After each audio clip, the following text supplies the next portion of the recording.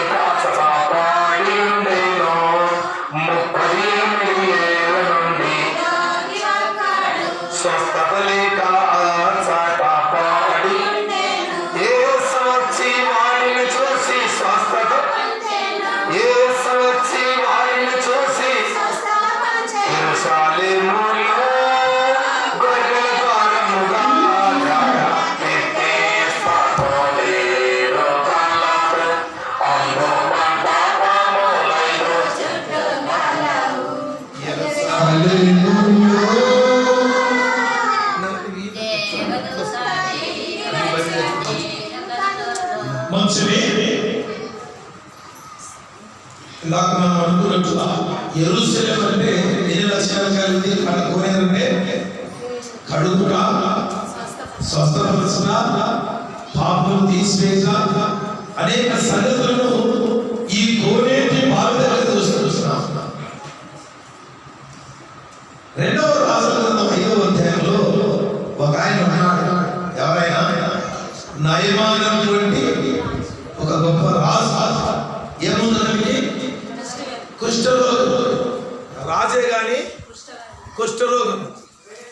ఆ కుష్ఠరోగం పోవాలంటే ఎవరి తరం కాదు. పాత నిబంధన నేను చెప్పేది, కొత్త నిబంధన కుత్తాం. కొంచెం వాక్యాన్ని మనం గమనించాలా. నేను చెప్పేది పాత నిబంధన. యేసుక్రీస్తు లేనప్పుడు జరిగిన సంగతులు, ఈ కోనేరు, ఇవన్నీ. కనుక ఆయన నయమాను ఒక పిల్ల దొంగిలించబడింది. యుద్ధములో దొంగిలించబడి ఆ ఇంటికి పోయింది. ఈ పిల్ల ఇశ్రాయేలు పిల్ల. బైబిల్ని మనం ఆలోచించాలి, సున్నంగా ఉండాలి. ఈ పిల్ల ఎవరి పిల్ల అంటే దొంగిలించబడిన పిల్ల ఇశ్రాయేలు. ఇశ్రాయేలుకు రక్షణ ఉంది. వాళ్ళ ఇంట్లో ఆ పిల్ల పని పిల్లగా ఉంది. దాసి కదా, దాసి పని పిల్లగా ఉంది. పని చేస్తుంది. బండం దొరచడం, ఆ ప్లేట్లు అనడం, వాళ్ళ బట్టలు ఉట్టుకోవడం, ఆ దైవం చూడడం, ఇవన్నీ పరిచారకురాలుగా ఉంది. అయినా చిన్నపిల్లైనా, దిక్కులేదైనా, ఎన్నికలేనైనా, తల్లిదండ్రులు ఏందైనా ఆ పిల్ల ఇచ్చిన సలహా ఏమిటంటే, అమ్మా మా దేశంలో ఒక ఆయన ఉన్నాడు, ఆయన ఎలీషా, ఆయన దగ్గర పోతే ఈ రోగం బాగైతుంది. ఎవరు చెప్పింది? ఇంట్లో ఉన్న అమ్మగారికి చెప్పింది. అమ్మా మా యజమానికి ఈ రోగం బాగుంటుంది, ఆయన దగ్గరికి పోతే. ఈయన గొప్ప గంధర్వుడు విన్నాడు. ఆయన ఈయన చూడగానే భయపడినాడు. రాజు కదా, రాజులకు ఎవరైనా భయపడాల్సింది. రాజులనే భయపడినాడు. నేనేమి దేవుడనా పోగొట్టుటకు, బాగు చేయటకు నా దగ్గరకు వచ్చినావు, ఈ మనిషి నాతో కలగ పెట్టుకుని వచ్చినాడు తప్ప అనుకున్నాడు. ఆయన బాధ భరించలేక యాసిరికి వచ్చి ఒక మాట, ఏం లేదయా, నీ రోగం పోతుంది, పోయి యోర్దాను నదిలో 7 మార్లు మునిగిపోయి నేను దేహం బాధించున్నాను. ఈయన కొన్నాడు వారు. ఆయన మా దేశంలో నదులు లేవా, ఎన్నిసార్లు స్నానం చేసలేను, ఎన్ని ఈతలు కొట్టలేను, కానీ ఇప్పుడు అతన్ని నా దగ్గర ఆ వాగులో, ఆ ఏట్లో మునగమంటున్నాడని చెప్పి ముఖం చుండరుచుకొని ఇంకా తెచ్చిన గంధవర్గం మనం తీసుకొని వెళ్ళిపోయాడు. వెళ్ళిపోతూ ఉంటే ఆ నయమానికి ఉన్నటువంటి ఒక సైన్యాధిపతి వాడు ఏమన్నాడంటే, అయ్యా ఆయన కలిగిన గొప్ప కార్యం చేయమంటే చేస్తుంటుంది కదా, చిన్న కార్యం. ఆయన ఏమన్నాడు, యోర్దాను నదిలో 7 మార్లు ఉండమన్నాడు. మునుగుదమయ్యా నా మాట అన్నాడు. ఆయన రథము దిగి 7 మార్లు మునిగితే ఆయన దేహం ఏమైంది, పసిపిల్ల దేహం అని, కుష్ఠరోగం అంతా పోయింది. అంటే నీళ్లతో కడుగుపడుతాం. కుష్ఠరోగం అంటారు. ఇప్పుడు ఎంత ఆనందమో, ఎంత సంతోషమో. ఎవరు చెప్పానండి వార్త? చెప్పండి. చిన్న పిల్ల. మీరు చెప్తారు మాటలు ఏమనుకుంటారు? భయపడతారు కదా. భయపడకూడదు. విశ్వాసులు భయపడకూడదు. రక్షించబడిన వారు కూడా భయపడకూడదు. యేసును గురించి సాక్ష్యం ఇచ్చారు. ఆ పిల్ల యేసును గురించి చెప్పింది, మా యేసులో గాయం ఉన్నాడమ్మా. సాక్ష్యం ఇచ్చి రోగం పోగొట్టింది. ఇక ఈ రాజు ఆ పిల్లని ఎంత పోగొడతాడో ఆ వార్త ఎంతమంది పోతాం మనం ఎరగనుగా. అంత మాటకు చాలు. అది ధర్మశాస్త్రం, పాత నిబంధన కాలం. ఇప్పుడు మనం పాట పాడుకుంటే యోహాను సువార్తలో 5వ అధ్యాయంలో ఎన్నేళ్ళు ఉండేవాడు? 38 ఏళ్ళు రోగంతో ఉన్నాడు. కొంచెం మన ఇప్పుడు ఎన్నేళ్ళు? 38 అమ్మా. బాచారు ఎన్నేళ్ళు? 38 అంటే నడిప్రాయం. పాయాన్ని మనం లెక్క పెట్టాలి.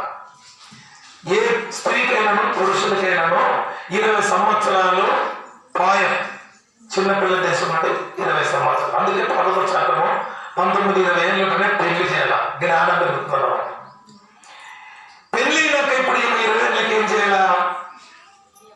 పని చేసి కష్టపడి సంపాదించాలా, పిల్లలను కనాలా, పిల్లలకు ఆస్తి సమకూర్చాలా. 20 ఏళ్ళే జ్ఞాపకం పెట్టుకోండి. ఎవరైనా 20 ఏళ్ళే. ఈ మొత్తము వెనక 20 ఏళ్ళు, ఈ 20 ఏళ్ళు ఎన్నేళ్ళండి? 40 దాటినాక ఇంకేమైతుందంటే ముసలమ్మ. ఇంకా కాళ్ళంగా, చేతులంగా, విడనొచ్చా, ఆడనొచ్చా ఇవి చెప్పుకుంటూ తిరుగుతుంది. అప్పటికి మా పిల్లలు కన్నాక పిల్లలకి ఎంత వయసు వస్తుంది? మళ్ళీ 20 ఏళ్ళు. ఈ పిల్లలకి పెళ్లి చేయాలి. కోడలు కొడుకులు వ్యవహారం అయిపోయింది ఆయన పని. అంటే ఇప్పుడు ఈ వయసు నేను ఎందుకు చెప్తున్న మాటలంటే 38 ఏళ్ళు అంటే ఈ పని అయిపోయిందా? అయిపోయిందా? టైం అంతా అయిపోయింది. వయసు అయిపోయింది. జీవితం అంతా గతించిపోయింది. ఇంకా 38 ఏళ్ళు, 40 ఏళ్ళు. ఇంకా 2 ఏళ్ళు ఏం చేస్తారు? ఏం చేయలేదు.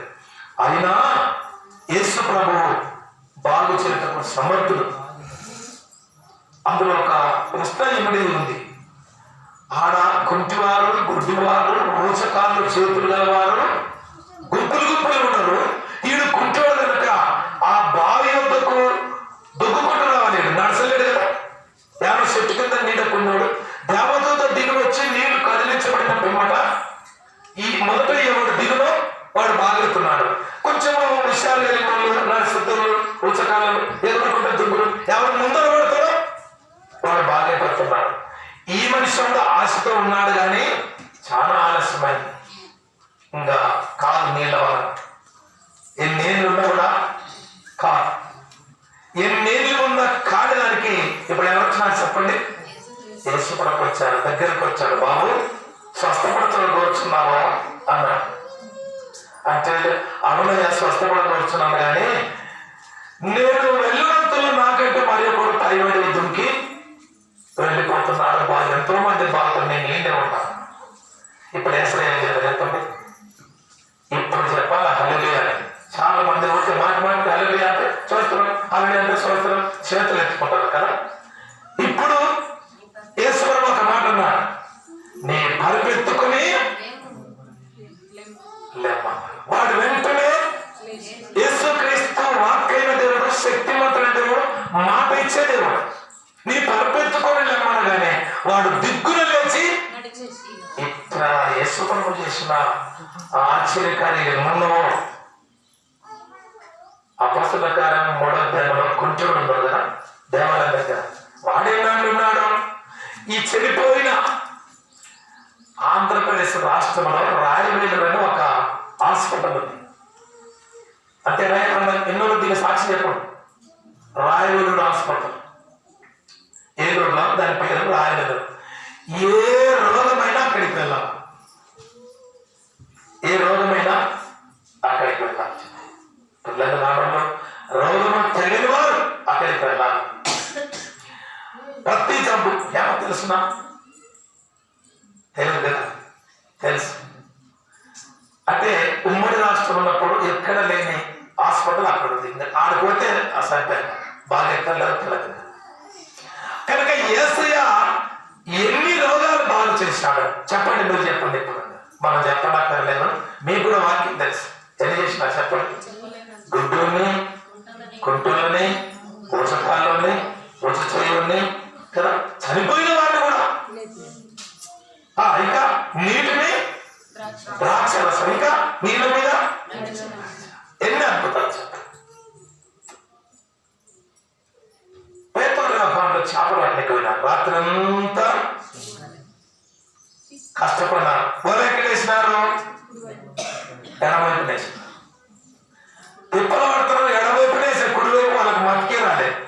యేసయ్య అర్లీ మార్నింగ్ ఉదయమే దయ్యంపడు వచ్చాడు. పిల్లలారా మీ దగ్గర ఏమైనా చేపలు ఉండదన్నాడు. ఒక్క చేపలు ఉండదు, రాత్రి అంతా ప్రయాసపడ్డారు. ఆయన ఏమన్నా అట్లయితే వాళ్ళను కుడి పక్కనే అన్నారు. కుడి పక్కన వేస్తే విస్తారమైన చేప. అంటే యేసయ్య వచ్చిన తర్వాత ఇవి యేసయ్య రాకముందు నీళ్లతో కడగబడినట్టు. మన పాయింట్ ఇప్పుడు స్వస్థతలు ఉన్నాయి. ఎప్పుడున్నవి? మాట ద్వారా ఉన్నాయి. ఆయన లేనప్పుడు అద్భుత కార్యాలు జరిగాయి. పాత నిబంధన కాలం ధర్మశాస్త్రకు ఆధారము, ధర్మశాస్త్రం పునాది. అట్లయితే మనం ఇప్పుడు ఒక వ్యక్తిని చూసుకుందాం. అదే లూకాసు వార్త 13వ అధ్యాయం 10వ వచనం చదువుకుందాం. 13:10. విశ్రాంతి దినమున ఆయన ఒక సమాజ మందిరములో బోధించుచున్నప్పుడు 18 ఏళ్ల నుండి బలహీనపరచు దయ్యం పట్టిన కస్తూరి అచ్చట ఉండెను. ఆమె నడుము వంగిపోయి ఏమైంది? ఆయమ మొదటి పాయింట్, ఆయనకు దయ్యం పట్టింది. దయ్యం పట్టినట్లు మన ఇల్లు ఎట్లా చెప్పండి. నిద్ర వస్తాయా? పక్కింటలకు రాదు, ఎదురింటలకు రాదు, వెనకలకు రాదు, ఇంట్లో వాళ్ళకు కూడా రాదు. దయ్యము పట్టిన ఒక స్త్రీ. ఏమో వయసు ఎంత చెప్పండి? ఎంత వయసు చెప్పండి, నాకేదో ఎంత వయసు ఉంది? మాకు 18 ఏళ్ళు. ఏమో కూడా పెళ్ళిడికి వచ్చింది, చర్చిల్లో ఉంది, వంగిపోయింది, దయ్యం పట్టింది. ఎంత మాత్రం చక్కగా నిలవలేకపోతుంది. ఎవరు వచ్చినారు ఇప్పుడు? యేసు వచ్చినారు. యేసు వచ్చి ఆయనను స్వస్థపరిచారు. అమ్మా ఇక మీద పాపం చేయకమ్మా అని చెప్పారు, స్వస్థపరిచారు. మంచిగా ఇవన్నీ జరిగిపోతున్నాయి. ఇప్పుడు యేసయ్య వచ్చినాక చాలా సంగతులు అద్భుతాలు, ఆశ్చర్యకార్యాలు ఇవన్నీ జరుగుతూ ఉన్నాయి. శత్రువైన వాడు వెనక ఉన్నాడు. మనం బాగుపడితే ఎదురింటోనికి బాధే, పక్కింటోనికి బాధే, సమాజానికి బాధే, ప్రజలందరికీ బాధే. ఇదేం కొత్త కాదు, మనం భయపడనక్కర్లే. యేసయ్య వచ్చాడు, రోగులను స్వస్థపరిచాడు, అనేకులను బాగు చేశాడు. ఈ వంగిపోయిన నడుమేలను బాగు చేశాడు. బాగు చేస్తే ఇదేమన్నా చెప్పండి.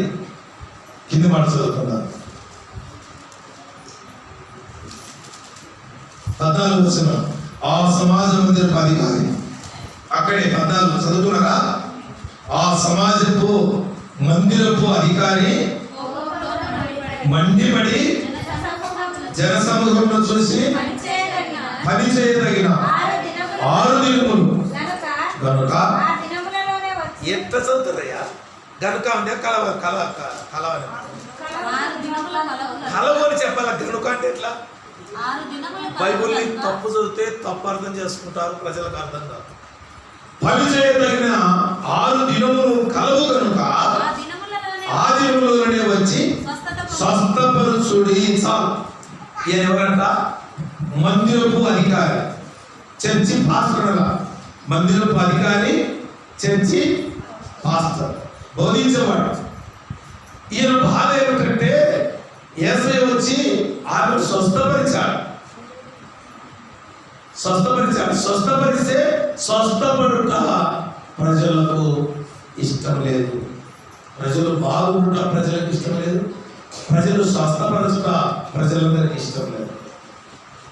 ముఖ్యంగా మన వారికే ఇష్టం లేదు. ఇంట్లో వారికే భార్య నమ్ముకుంటే భర్త నమ్ముకుంటే భార్య. శ్రమలు ఉన్నాయి.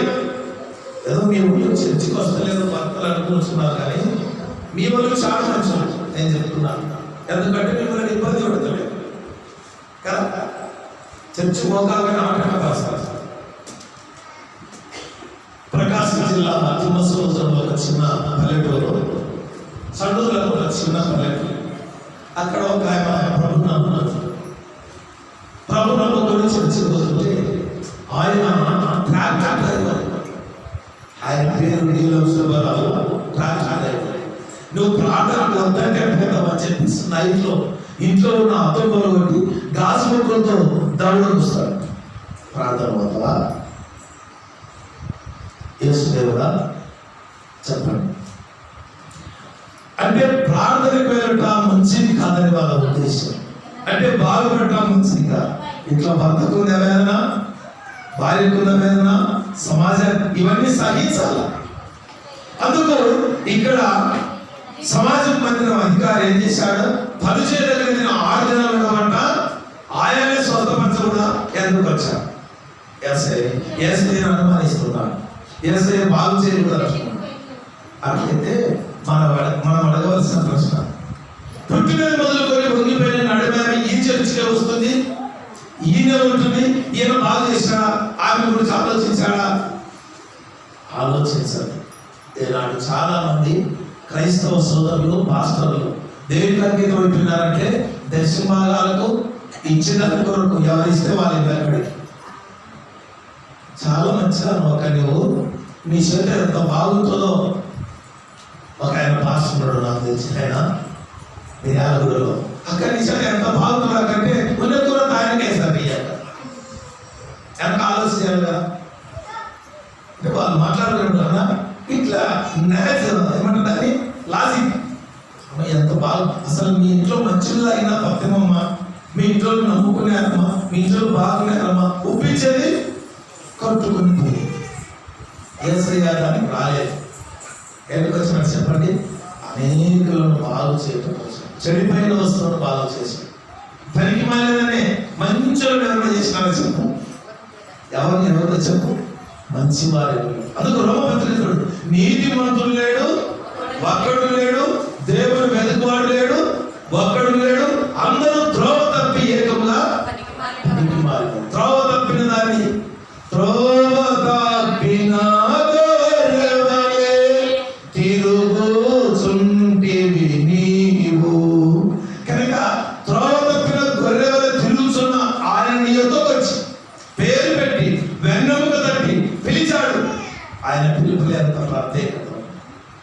నశించిన దాన్ని వెతకరించడం మనిషికున్నాడు, లోకమునకు వచ్చెను. కనుక నశించి నరకానికి వెళుతున్న మానవ కోటి యావత్తు రక్షించడానికి ఆయన ఈ లోకానికి వచ్చినట్టుగా మనం గమనిస్తూ ఉంటున్నాం. అయితే సమాజం అన్నాడు. అందుకు యేసు ఏమన్నాడు? 15వ వచనం చదవండి. అందుకు ప్రభు వేషధారులారా. ఎవరు పేరు చెప్పండి? వేషధారులు. యేసు వేసుకున్నారు తెల్లటి వస్త్రాలు, పరిశుద్ధమైన నీతి క్రియలని. ఈ మధ్య కాలంలో చాలా మంది పరిశుద్ధులు చలచలేకుండా తెల్ల డ్రెస్సులు వేసుకున్నారు అనుకునేవారు. ఇదంతా వేషధారు. వేషధారులారా, మీలో ప్రతి వాడును విశ్రాంతి దినమున తన ఎద్దునైనను గాడిదైనను గాడి యొద్ద నుండి విప్పి నీళ్లు తోలుకొని పోయి నీళ్లు పెట్టను కదా. గాడిదనైనా ఎద్దునైనా ఏమైనా జంతువు ఉంటే వాటిని విప్పి నీళ్ళు విశ్రాంతి దినమున వాటికి నీళ్లు పెడుతున్నావు. కానీ అంతకంటే శ్రేష్టమైన ఈమె అంతకంటే శ్రేష్టమైన బాగు చేయడం నీకు ఇష్టం లేదా అని చెప్పి వారిని వేలగొచ్చాడు. 16వ వచనం చదవమ్మా. ఇదిగో 18 ఏళ్ల నుండి సాతాను బంధించిన అబ్రహాము కుమార్తె ఈమెను విశ్రాంతి దినమందు ఈ కట్ల నుండి విడిపింప తగదా. ఏమన్నాడు ఆయన? విడిపింప తగదా అని చెప్పాడు. అంతకు మునుపు ఒక చెట్టును గురించి చెప్పాడు. 5వ వచనం నుండి 13:6 చదవండి. 13:6 మరియు ఆయన వారితో ఈ ఉపమానము చెప్పాడు. ఉపమానం చెప్పాడు. ఏం చెప్పాడు చెప్పండి? ఒక మనుషునికి ద్రాక్ష తోటలో అంజూరపు చెట్టు ఒకటి ఉంది, నాటబడి అతడు దాని పండ్ల వెనక వచ్చి వెనకొచ్చినప్పుడు ఏమీ దొరకలేదు కనుక అతడు ఇదిగో 3 ఏళ్ల నుండి నేను ఈ అంజూరపు చెట్టును పండ్లు వెదక వచ్చున్నాను, ఏమీయో దొరకలేదు. నేను పండ్ల వెదక వచ్చాను కానీ ఏమీయో దొరకలేదు. అంతకు ముందు ఈ 18 ఏళ్ళ వంగిపోయిన నడిమేమ గురించి, ఉపమానం గురించి, అంజూరపు చెట్టు గురించి ఆయన చెప్పాడు. మొదటిని రక్షింపబడత కదా. అలాగైతే లోకములకు, పాపములకు, శాపములకు మనము శత్రులమైన ఆయన రాజ్యానికి విరోధమైనదా విరోధులైన మనను విందుశాలలో తీసుకుని వచ్చారు. మనం అందరూ ఇప్పుడు ఏమైనా ఉంటారు? విరోధులు. విందుశాల ఏంటంటే ఇదిగో ప్రభు యొక్క మనమందరం ఆయన బల్లారాధనలో పాల్పొందుతున్నాం. విరోధులమైన మనము విందుశాలకు వచ్చి అక్రమస్తులం ఆయన మనలను క్రీస్తు న్యాయపీఠం మీదకి ఆయన తీసుకొని మనం వచ్చినట్టుగా గమనిస్తున్నాం. ఇంకొక వచనం చదువుకుందాం. చదవండి. ఇంకో వచనం 14:1 చదవండి. 14:1 విశ్రాంతి దినమున ఆయన భోజనము చేయడం పరిసయ్యుల అధికారులు ఒకరి ఇంట్లోకి వెళ్ళినారు. ఆయన ఏమి చేయడం అని వారు ఆయనను కనిపెట్టించారు. ఎవరు ఇలాంటి శత్రు సభకు ముందనమాట. ఏం చేస్తారు చూడాలి, ఏం చేస్తారు? వాళ్ళ ఇంటికి వచ్చినాడు, పరిచయానికి ఇంటికి భోజనానికి వచ్చాడు, ఏం చేస్తారో చూడాలనుకున్నాడు. వీళ్ళు చూసేటోళ్ళే కానీ చూసుకుంటూ ఉండగానే పాతకాలంలో ఒక కథ చెప్తున్నారు. నాకు ఆ మద్దతు వస్తున్నారు. ఒక ఫ్యామిలీ ఉద్యోగస్తులు వేరే ఊరికి ట్రాన్స్ఫర్ అయినారు. ఎద్దుల బండి కట్టుకొని పోవాలి. పాతకాలం ఇప్పుడు ఆటోలు, ట్రాక్టర్లు వచ్చినాయి. అప్పుడు మోటార్ సైకిళ్ళు ఏంటి లేవు. ఎద్దుల బండి కట్టుకుంటే ఒక పనివాడిని వెనక పెట్టి, అరే ఏమన్నా పడిపోతే చూసుకుంటారా అన్నాడు.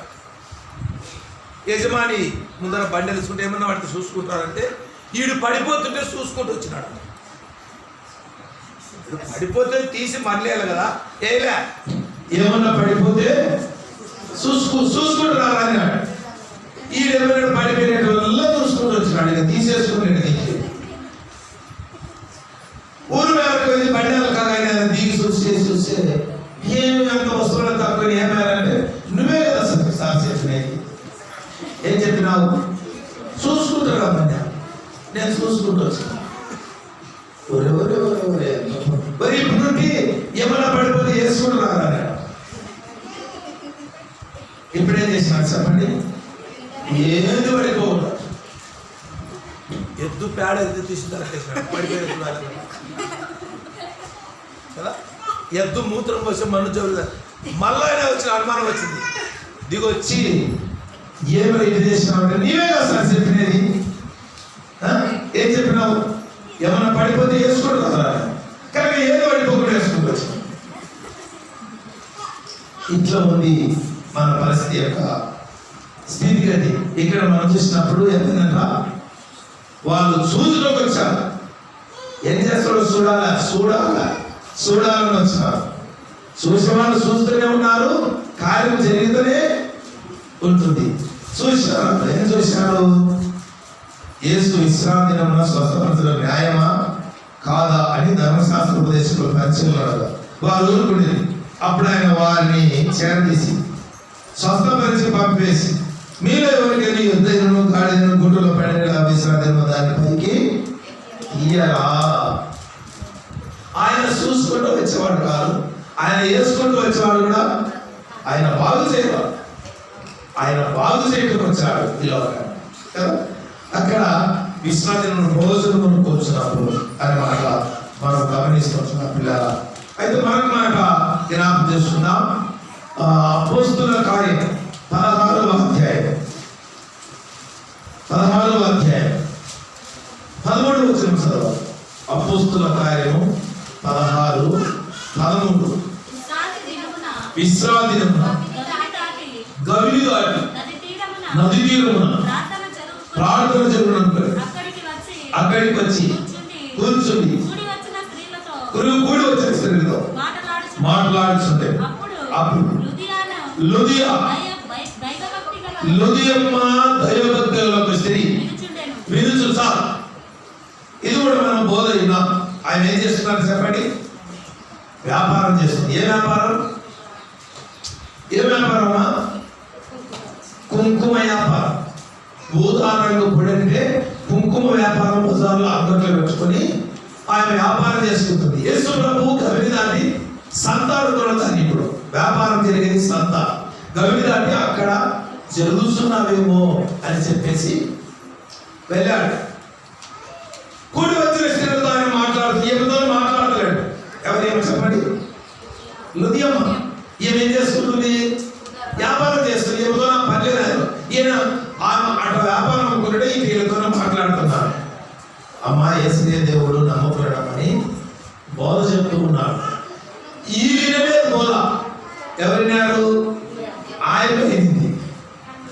ఆశ్చర్యం ఉంది కదా. ఈయనతో సపరేట్గా ఉంటారు. వీళ్ళు వినలేదు. వీళ్ళ ముందరనే ఉన్నాడు. వీళ్ళకి ఎదుర్కొనని వీళ్ళు వినలేదు.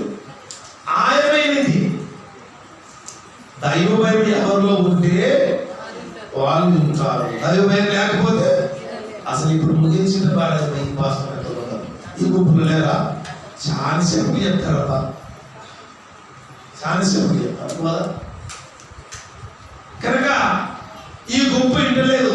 ముందర తెలిసి వచ్చున్నాడు ఆయన. తక్కువ ఏమైంది? ఎప్పుడు అంటున్నాయమా? కుంకుమ పొడి, ఊదా రంగు తుయతెర పట్టణస్తురాలు సంతపోయింది ఆమె వ్యాపారం చేయడానికి. వ్యాపారంలో యేసును బోధించింది. ఇక కింది మాటకు వస్తే ఏం చెప్పిందాయమా? అయ్యా ప్రభునందు నేను విశ్వాసం కలదారని ఎంచితే మా ఇంటికి వచ్చి భోజనం చేయండి, భోజనం కావాలి, భోజనం చేయండి మా ఇంటికి వస్తే. యేసు ప్రభువుకు అక్కడ ఏం దొరికింది? ఇప్పుడు ఆహారం దొరికింది. ఏం ఆహారం? ఆత్మల ఆహారం. ఆత్మ దొరికితే చాలా ఆయన సంతోషం. అదే కదా ఆయన ఎందుకు వచ్చాడు ఈ లోకానికి? యేసు ప్రభు ఈ ఉపమానం కూడా ఆకులు గల అందరూ చిన్న దగ్గరకు వచ్చినాడు కదా. ఆకలి కూడా వచ్చినాడా? బోధనను గమనించాలి మనం. బోధన గమనించకుండా, వాటిని గమనించకుండా కొంచెం వేసుకొని రొట్టేస్తే వెళ్ళిపోయేది కాదు. చెప్పండి. ఆకలి కొని వచ్చినాడు. ఆయనకు ఆకలి లేదు. మళ్ళా ఈ బోధ లేదు. ఆకలి కూడా వచ్చినాడు, ఆకలి కూడా లేదు. చెప్పండి. ఆశ్చర్యం కదా. ఏం బోధ? ఆత్మలో ఆహారమైన. ఆకలి కూడా వచ్చినాడు, చూశాడు. ఒక్క చెట్టు కూడా ఇక ఎండిపోమని చెప్పాడు. చెట్టు నీళ్ళు ఎండిపోయి ఆకలి అంజుకునే దగ్గరికి వచ్చాడు. చూశాడు, ఫలం లేదు. ఇంకెన్నటికి పనికిరావు, నువ్వు ఎండిపోమని చెప్పాడు. కనుక ఆయన యొక్క బోధ ఏమిటంటే బోధించాలి ఆత్మల వారు. అక్కడ బోధిస్తుంటే వాళ్ళు నమ్మలేదు. ఇక్కడ వినయం నమ్మింది. మా ఇంటికి రమ్మని చెప్పింది. రమ్మని చెప్పి పరిశాలకు ఇంటికి పిలిచారు. భోజనం పెట్టాలనుకున్నారు. అది లూకా సువార్తలో. పాపాత్మలో ఒక స్త్రీ అక్కడికి వచ్చింది. యేసు ఉన్నాడని వచ్చింది. ఆయన కూర్చున్నప్పుడు ఏమేం చేసింది చెప్పండి? అత్తలు చక్రమాసి పగులు కొట్టి ఆయనను అభిషేకించింది. కన్నీటితో ఆయన పాదాలను కడిగింది. తాళ వెంట్రుకలతో ఈ పిలిచినోడు ఏం చేసినాడు? నేను ఎక్కడెక్కడ కొచ్చుకుంటున్నాను. ఆయన ఎక్కడో తెలియదా? తెలుసు, ఆయన ఎక్కడదో తెలుసు. ఆయన పేరేం పేరు? పేరే పాపాత్మురాలు. ఆ పేరునేమో పాపాత్మురాలు.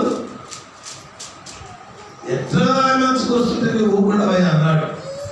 వద్దమ్మా, ఇప్పుడు ఇది ఈ 400 దేనారులది అత్తరు అమ్మి బీదలకు ఇస్తే బాగుంటుంది కదా అన్నాడు.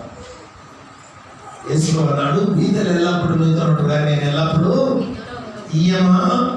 ఇక్కడ చేసిన ఘనకార్యము ప్రపంచంలో భూలోకంలో ఇక్కడ స్వార్థ ప్రకటించబడింది, అక్కడ ఈమె కనపడుతుంది తిన్నాడు. ఇప్పుడు మన ముందు ఏమో ఉంది చూసారా?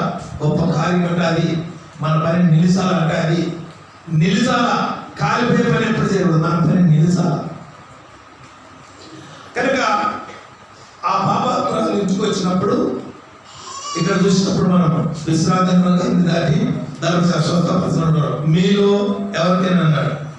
6వ వచనం 14 ఈ మాటలకు వారు ఉత్తరం ఇచ్చి చెప్పలేకపోయింది. పిలువబడిన వారు భోజనపత్రయ్యే అగ్రపీఠం ఏర్పరచుకున్నట్టు చూసి ఆయన వారితో ఈ ఉపమానం చెప్పారు. నేను ఎవరైనా పెళ్లి మీదకు పిలిచినప్పుడు అగ్రపీఠం మీద కూర్చునవద్దు. అగ్రపీఠం మీద కొన్నిసార్లు చూస్తున్నారు, మీరు గమనిస్తారు. అందుకే మొదటి ఎక్కేటప్పుడు ఆ స్టేజ్ మీద ఎక్కి కూర్చున్నప్పుడు నీకంటే కూడా బలమైన నడిస్తే అలాగించండి అన్నట్టు. ఇప్పుడు నీవు అవమానించుకొని నీకు వెళ్ళిపోవాలి. ఆయన కనుక ఆయన అగ్రస్థానం ఎప్పుడు కోరుకోలేదు, మనం కూడా కోరుకున్నప్పుడు కోరుకున్నాం. అందుకే ఎక్కడైనా అంటే నేను నా మట్టుకే చెప్తున్నాను, ఎక్కడైనా విందులు భోజనాలు ఉంటే జనాలు నాకు ఇష్టం. దేవుడి వాక్యం సపరేట్గా మా ఇంట్లోకి రాడన్నా లోపల గదిలు వేస్తాం, కుర్చీలు వేస్తాం, భోజనాలు పెడతాం అనేది వాక్యం పెడతాం. అందరిది నేను భోజనం జనాలు తినడం బెస్ట్. యేసులో చెప్పాడు, అగ్రపీఠం మీద మీరు కోరకూడదు. నీకంటే పైవాడు వచ్చి అన్న కొంచెం వెహికల్ వేసుకున్నా అంటే నేను చెప్పచ్చు. కనుక ముందే పోయి కూర్చోకూడదు అని చెప్పాడు. ఎన్నో బోధనలు మనం ఇందులో పాఠాలు మనము నేర్చుకుంటున్నాం. మంచిది, మరొక మాట చదువుకుందాం. 6వ అధ్యాయం మార్కు సువార్త 6:2 చదవండి. మార్కు సువార్త 6:2 విశ్రాంతి విశ్రాంతినం విశ్రాంతినం విశ్రాంతినం స్వస్థపరచడం మన పాట కాదు. విశ్రాంతినం వచ్చినప్పుడు ఆయన సమాజ మందిరంలో సమాజ మందిరాలే బోధించినప్పుడు పౌలు కూడా సమాజ మందిరాలే, చర్చలు లేవు, ఆరాధన లేవు, ఆ బలిపీఠాలు లేవు. ఆరాధించడం ఎక్కడైనా ఆరాధించడం. మొట్టమొదటి బలిపీఠం కట్టేవాడు నోవా మొట్టమొదటి బలిపీఠం కట్టడం. రెండవది బలిపీఠం కట్టాడు అబ్రహాం. బేతేలుకు 5 మధ్యన గుడాలు వేసి బలిపీఠం కట్టే నామమున ప్రార్థన ప్రారంభించిన. కనుక ఇక్కడ మనం గమనించినప్పుడు విశ్రాంతి దినమున సమాజ మందిరం అంటే ప్రజలు సమాజంలో కూడుకొని వెళ్తారు. దాన్ని కమ్యూనిటీ వాళ్ళని చెప్పారు. కమ్యూనిటీ వాళ్ళు అందరూ కూడుకుంటారు. కమ్యూనిటీ లేక ఆఫీసులు ఇట్లా అనుకున్నాం. చర్చీలు కాదు, చర్చించేది కాదు, వాళ్ళందరూ కూర్చొని సమాజంగా కూడుకొని వెళ్ళిపోయింది అనమాట. అనేకులు ఆయన బోధ ఆశ్చర్యపడి ఎక్కడి నుండి వచ్చిన ఈ సంగతులు. ఇప్పుడు కొత్త ప్రశ్న, క్రైస్తవులు అంటే ఏంటి, బోధ అంటే ఏంటి, ఇవన్నీ అనుమానాలు వేరే. ఇప్పుడు ఆయన మీద అసలు యేసుక్రీస్తు దేవుడు కాదన్నది అని వారు అవునా ఉన్నారు కదా, ఆయన దేవుడు కాదన్నది. మీరు ఎప్పుడైనా ముస్లిం వాళ్ళు టచ్ చేసినారా? వాళ్ళు ఏం చెప్పారు యేసుక్రీస్తు గురించి? ముస్లిం సోదరులు మేము ఒకటే అంటారు, మేము అబ్రాహం అంటారు, మీరు అబ్రాహం అంటారు, మేము ఇబ్రహీం అంటారు. మనం ఇస్సాక్ అంటే వాళ్ళు ఇస్మాయిల్, మనం మరియం అంటే వాళ్ళు బీవీపా. ఇవన్నీ ఒప్పుకుంటారు. కానీ యేసుక్రీస్తుకు వచ్చే లోపల వాళ్ళు ఏమంటారంటే అసలు యేసు చచ్చిపోలేదు, యేసు రాలేదంటారు. ఎవరినైనా అడగండి సార్, అసలు మీకు తెలియదులే, నాకు ఇచ్చాడనమాట, అసలు మీకు తెలియదులే. మరి చచ్చిపోయినది ఎవరంటే ఆయన తప్పించుకుపోయినాడు, శిష్యులలో ఒకరిని పట్టుకొని చంపినారు.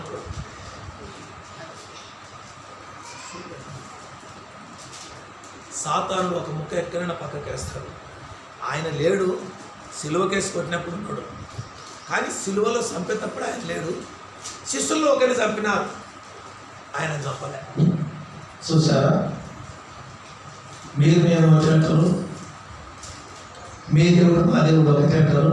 వెనక్కి వెళ్తే ఆదాము వాళ్ళు వాళ్ళకి ఆదామే మనకు ఆదామే. బైబిల్ కూడా చెప్తుంది కదా, ఒక సంతానంలో వచ్చిన అబ్రాహాం ఇస్మాయిల్ అక్కడ నుండి పోయినాడు, ఇస్సాకు ఇక్కడ వచ్చాడు. ఇద్దరు భార్య. ఎవరు చేశారు ఈ తప్పిదము? ఎవరు చేశారు? శారమ్మ చేసింది. మనకి ఇంకా పిల్లలు అయితే లేకపోయా, దీంతో పోయా, బలంతా చేసి దీంతో పోయా అంటే ఈయన ఆయన మాటిని ఇవ్వకపోతే ఈయన పిల్లలు అంటే ఆయన కడిపోయినాక ఏమేంటది, ఇప్పుడు ఈయన ఎల్లగొట్టి ఇప్పుడు ఏమైనాడు? శత్రువు అయినాడు. విరోధి అయిపోయినాడు.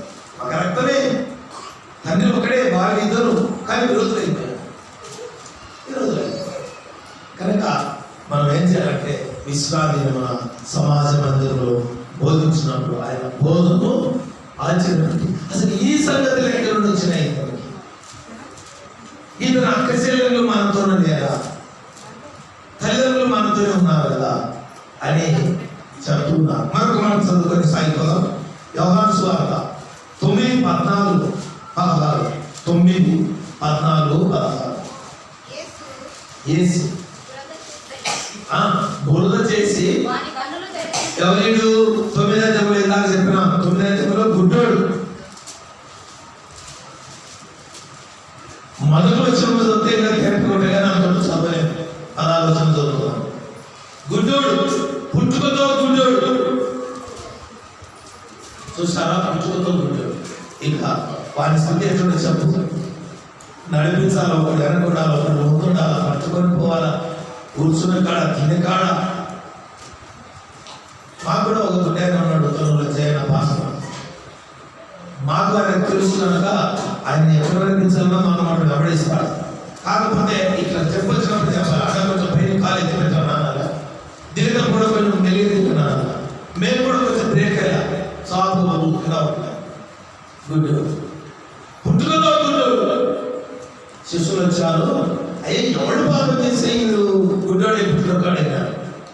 ఆయన అన్నాడు, ఈయనను ఈ కన్నవారైనను పాపం చేయలేదు కానీ దేవుని క్రియలు ఎందుకు ప్రత్యక్షపరచబడితే గుడ్డివాడుగా పుట్టినాడు అని. ఎవరైనా ఏం చేసినారంటే ఆయన ఉమ్మిలేశాడు. ఉమ్మిలతో బుద్ధ చేసి ఆ బుద్ధ చేసుకుని వారిని కర్రలో పోసి నీవు శిలోనైనా కొనేటికి వెళ్ళి కడుక్కున్నాను. శిలోనయ మాటకి ఏమనుకున్నాను చెప్పండి? శిలోనయ మాటకి ఏం చేద్దాం? పంపబడిన వాడు. పంపబడిన ఎక్కడి నుండి పంపాడు? పై నుండి పరలోకం తరగతి భూమి వచ్చి బురద చేసి వారి కర్రలో పోసి పోయి కడుక్కోవాలి. కడుక్కొని సోమొందినాక అందరిని చూస్తుంటే ఇప్పుడు ఏమొచ్చింది? శాస్త్రుల పరిశీలనకు అనుమానం వచ్చింది. ఎవరు నీకు కలిగించినది? ఇన్నేళ్ళు ఉంటే ఎవడు బతకలేదు.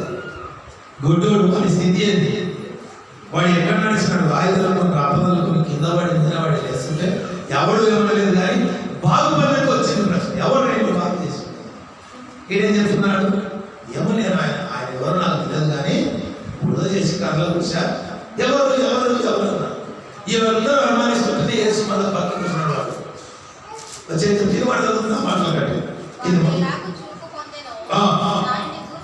దాని గురించి పరిచయం వారి మరలా నా కళ్ళ మీద ఆయన బురద ఉంచావు, నేను కడుక్కొని సూపు వారితో పరిశీలి కొందరు ఈ మనుషుడు విశ్రాంతి ఆచరించలేదు. ఈ మనుషుడు విశ్రాంతి ఆచరించుట. చూసారా, విశ్రాంతి కూడిన ప్రత్యేకత, ప్రాధాన్యత ఆచరించాలి. మనలో చాలా మంది ఆదివారం విశ్రాంతి పాటించక పరులకు వెళ్ళిపోతుంటారు. ఆదివారం ప్రత్యేకమైన దినం. 6 దినాలు పనిచేయాలి, 7వ దినం విశ్రాంతి దినం. దేవుని స్తుతించాలి. ఈ మనుషులు విశ్రాంతి దినమును ఆచరించలేదు. ఏం చేయటమబ్బా అని ఆలోచించి వస్తుంటే కనుక వచ్చేవాడు కాడు. ఎవరన్నారు? శిష్యులే అన్నారు. కాడు పరిచయం అన్నారు. కాడు శాస్త్రులు అన్నారు. అంటే ఈ సంఘంలో అన్నారు. ఈయన పనులకు వచ్చిన వాడు కాదు, దేవుని కుమారుడు కాదు, యేసు కాదు అని అనుకున్నాను. నేనేం చేశాడు మొదటి మనసులో మరికొందరు పాపి అయిన మనుషుడు ఇలాగ ఇట్లా చేసిన వాళ్ళు మనం ప్రకటించి ఇట్లు భేదం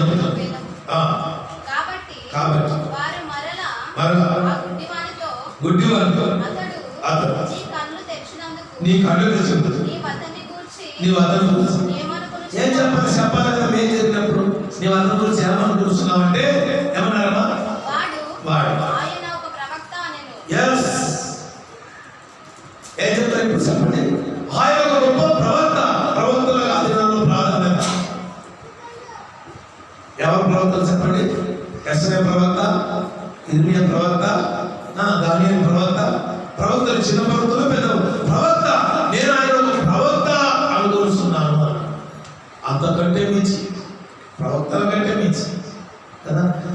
యోనా కంటే శ్రేష్ఠుడు ప్రాణదానముగా తానర్పించు. యోనా కంటే ప్రాణదానముగా ఇంకొక మాట, అందరిలో అతి శ్రేష్ఠుడు మనకందరికీ తానే ప్రభు. అందరిలో అతి శ్రేష్ఠుడు మనకందరికీ తానే చెప్పండి. ఎప్పుడు ఇర్మియా, యెషయా ఎంతో మంది ప్రవక్తలు ఉన్నారు. ఈ గుడ్డోడు ఏమన్నాడు? తెలియక నేను ఆయన ఒక గొప్ప ప్రవక్త అనుకున్నాను అంటాడు. తెలియమన్నారు వాడు గుడ్డివాడు చూపొందినాడు ఈదుల చూపు పొందిన తల్లిదండ్రులు పిలిచినారు. గుడ్డివాడే పుట్టినని చెప్పి వీడేనా అది కూడా కదా. ఇవన్నీ తెలుసు. తల్లిదండ్రులకేమో ఆనందం, మా వాడు కళ్ళు వచ్చినాయని వాళ్ళకి ఆనందం. సమాజమేమో ఒప్పుకుంటారు. చెప్పండి ఎంత వచ్చినాయి కళ్ళు తల్లిదండ్రులు అంటే ఏమో భయపడతారు. తల్లిదండ్రులు భయపడతారు.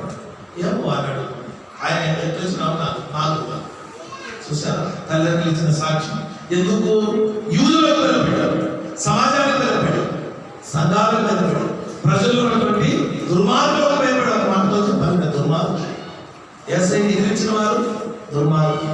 వీళ్ళందరూ భయపడి మాకు తెలుగున్నాయా ఆయన అడుగుతున్నారు. కనుక మరొక మాట చదువుకుందాం, ముందుకు సాగిపోదాం. ఆయన అడుగుపడి అన్నారు. అక్కడే యోహాను సువార్త 5వ అధ్యాయం 10వ వచనం అదే 35 ఉంటుంది. ఆ దినము విశ్రాంతి దినము కనుక ఇది విశ్రాంతి దినము నీవు పరిపెట్టుకొని ఎట్లా లేస్తేవి. విశ్రాంతి దినమున నీ పరిపెట్టుకొని ఎట్లా లేస్తేవి. యూదుల ప్రశ్న. ఈడేమో ఆడబడి చెప్పు, బాయి కాడ ఉన్నాడు. ఎప్పుడన్నా అన్నం పెట్టారు వారికి? ఎప్పుడన్నా నీళ్ళు ఇచ్చినారా? ఒరే నిశ్చితాన్ని కనుక్కున్నారా? లేదే. బాగుపడితే బాధ. ఎట్లా బాగుపడే ప్రశ్న. యూదుల సమాజం అధికారులు ఇచ్చినారా? ఎట్లా బాగా చెప్పయ్యా అంటే ఏమన్నా వాడు అందుకు నేను స్వస్థపరచాలి పరిపెత్తుకుని నాతో చెప్పనగా వారు నీ పరిపెత్తుకుని నడుమని నీతో చెప్పిన వారు ఎవరుగా అని అడిగింది. ఆయన ఎవడు వానికి తెలియదు. స్వస్థత నొందిన వానికి తెలియదు. స్వస్థపరిచా కనుక ప్రభునందు పిల్లరా అనేకులను బాగు చేసిన, అనేకులను స్వస్థపరిచిన, స్వస్థపరచువాడను నేనే అన్నాడు. ఒక మాట చూసుకుని మనం ముగించుకుందాం. మార్కు సువార్త 5వ అధ్యాయం 25వ వచనం ముగించుకుందాం.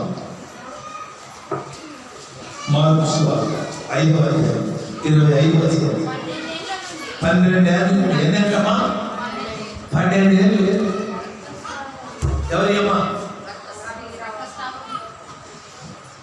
లోతుగా మనం ధ్యానించాలి. స్త్రీలో ఒక ఆయన ఉంది, మనతో దుడ్డు లేక స్త్రీలో కూడా పెట్టాం. కానీ నాకు తెలిసిన ఒక ఆయన స్త్రీలో నడిపిస్తాయి దాని మీద ఇంకా బాగా వర్ణిస్తాయి.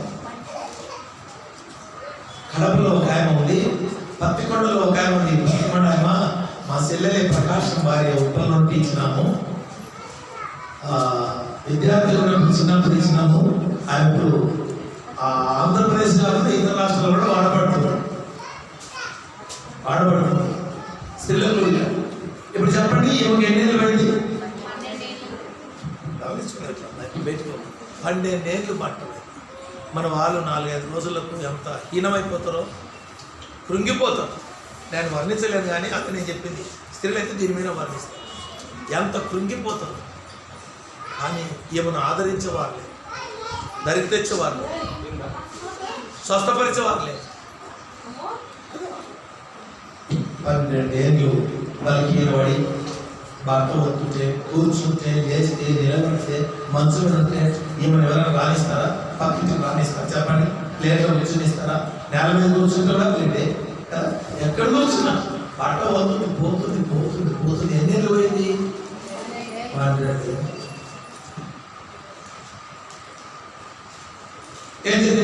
పడుతున్నాడు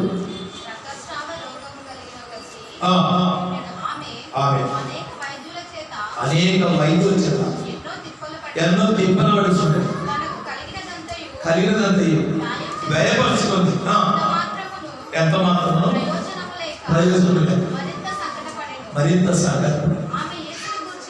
ఆమె యేసును గురించి విని ఆయన వస్త్రములు ముట్టిన బాగుపడును. వస్త్రం ముడితే బాగుపడతాం. తిప్పలు పడింది, వ్యయపరుచుకొని, సొమ్మం కలుపుకొచ్చుకొని చివరికి వచ్చింది. ఆమె ఉద్దేశం అది, యేసు ప్రభు వస్త్రము చింగు ముడుతాను. అలా చెప్పండి. ఏం జన సమూహంలో యేసు వాళ్ళ ఇంటి పక్కన పోతున్నాడు. ఆయన దాంట్లో మధ్యలో లేదు, వాళ్ళ ఇంటి పక్కన పోతున్నారు. గుంపులు పోతుంటే ఆయన కూడా పోతున్నాడు. పోతుంటే గబగబా వాళ్ళ పరిగెత్తుకొని వచ్చి వెనకదంతా భయపడుతూ ఏముంటుంది? వస్త్రం చింగు ముట్టింది. ఆ చింగు ఎప్పుడైతే ముట్టేనో ఈమె రక్తధార కట్టేను అన్నది. చింగు ముట్టేనో రక్తధార కట్టేను. యేసు నిలవన్నాడు. ఇప్పుడే ఎంతలో నన్ను ఎవరో ముట్టిరి. యేసు ఎవరికి చెప్పండి? ఎంతలో నన్ను ఎవరో పక్కన ఏమన్నాడు? మేము నడుస్తున్నాం, ఎప్పుడు వస్తున్నాం, ఇంతమంది నడుస్తున్నాం అంటే ఆయన ఏమన్నాడు? లేదు, ఇంతలో నన్ను ఎవరు ప్రత్యేకంగా. అప్పుడు ముట్టిన ముందరకు వచ్చి, ప్రభువా నేనే అమ్మ విశ్వాసమై ఉండు అని చెప్పి సాధించి వెళ్ళిపోయారు. కనుక యేసుక్రీస్తు అనేక అద్భుతాలు చేశారు, అనేక అనేకలను స్వస్థపరిచారు, బాగు చేసి దేవుడు. కనుక ఉదయకాలంలో స్వస్థపరచు దేవుడు ఆయన, బాగు చేసి దేవుడు. ఆయన రాకమునకు ఏం బాగు చేసినాయి? సముద్రాలు బాగు చేసింది. నయమని యోర్దానులో బాగుపన్నాడు. కనుక కోనేటిలో కూడా బాగుపన్నారు. ఈ 30 నెలలు లేకపోతే చాలా మంది బాగుపన్నారు. కనుక నీటి ద్వారా బాగుపడిన వారిని ఉన్నారు, నీటి ద్వారా రక్షించబడిన వారు ఉన్నారు. మనం కూడా నీటి ద్వారా నమ్మే బాప్తిస్మం అనేది ఏమైనా చెప్పండి? ఒకడు నీటి మూలంగా, ఆత్మ మూలంగా జన్మించాలా, జీవించాలి. అందుకే నీటి మూలంగా సాక్షి.